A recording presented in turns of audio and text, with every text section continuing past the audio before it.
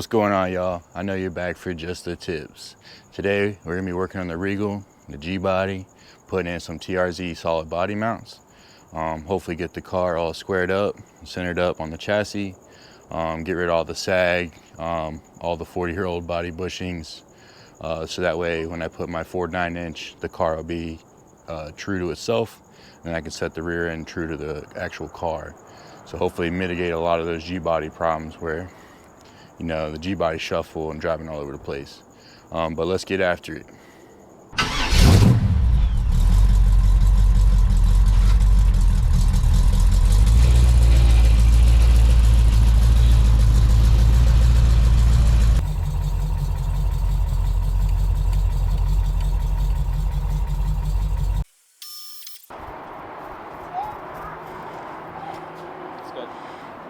Seems safe enough for government work.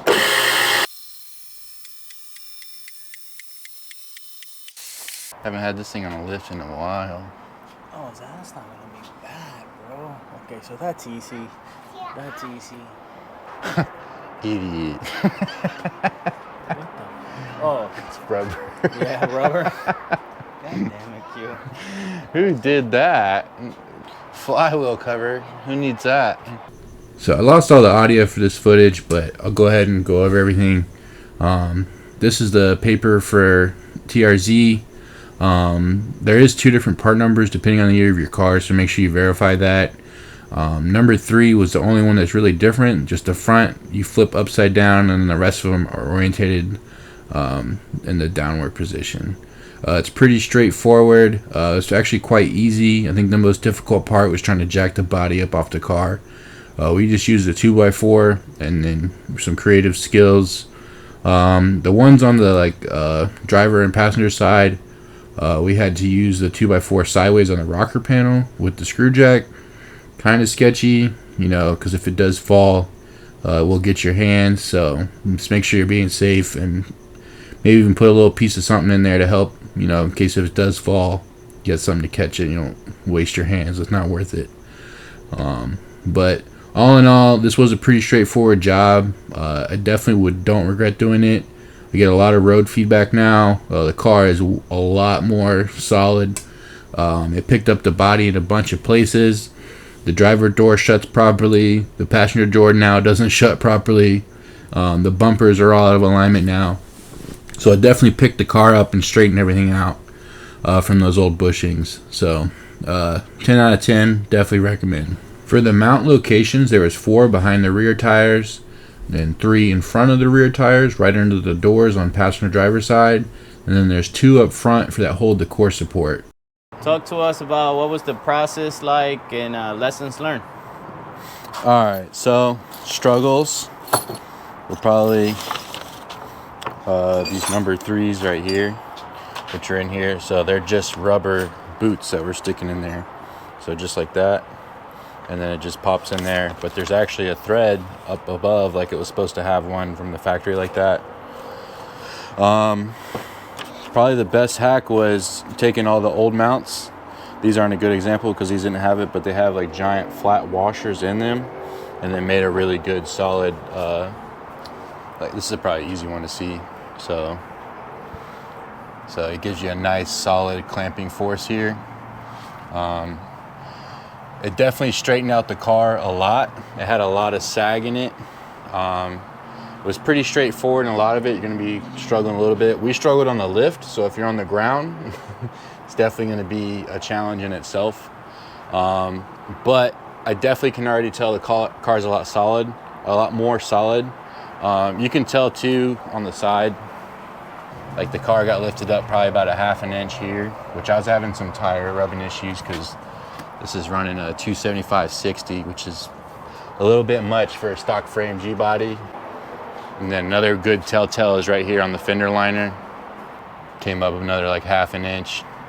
So you can see all the nice shiny new metal. My custom paint job. Until another ½ inch came up here.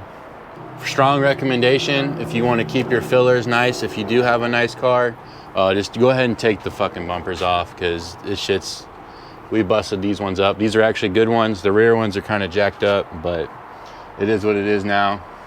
That was one of the casualties we had today. With a lift and a screw jack, this was a-okay. Everything went pretty smooth. The screw jack right there. Yeah. But I know 99% of people are going to be doing this on the ground. Definitely can be done. I'd probably even invest in some like the 2x4 stilts where you can jack the car up a little bit. That'll help out a lot. But I can't wait to go drive it and see how it handles. So for this middle one, we had a M10 by 1.5. That was what I came up with. Pretty much a flange bolt with a nice thick cork washer. And that really did the number 3 in really well. But the rest of them, again, I used that body mount washer and it really put a nice clamp on there. This was one of the cheaper modifications I've done, and I definitely would do it again. And I'm kind of upset I didn't do it sooner. I mean, I've never really messed with body mounts too much because it's like the last thing you think of for performance, but the TRZ guys swear by these because it makes these cars freaking solid. So all right, we're doing the test drive. First test, speed bumps. Yeah, it already feels way more solid.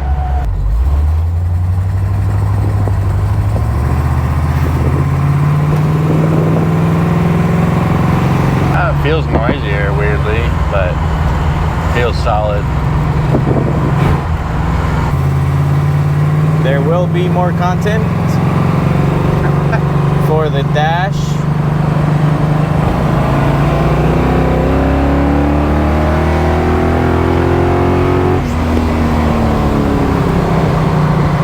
Gauges for SS Camaros. Yeah, that feels way solid. Still rides good because it's got that grandma suspension though. So overall, would you recommend this to G-Body community? 10 out of 10. Would recommend. There you go. And it's cheap. Like, it's just gonna suck if your car is really rusty. We got lucky with a Cali car. With that being said, the kit does come with some washers for rust repair. Nah, I got those off of gbody.com in case we had some of the holes rusted out. They were like $5 a thing. So okay. The shipping was like $12, so it was like 30 bucks, but that's the whole reason I did it over at Julio's house, is just for the lift. So that way if the holes were rotted out, we could weld them all in and stuff. Be able to pull the body off pretty easy. It wouldn't have to be a science experiment.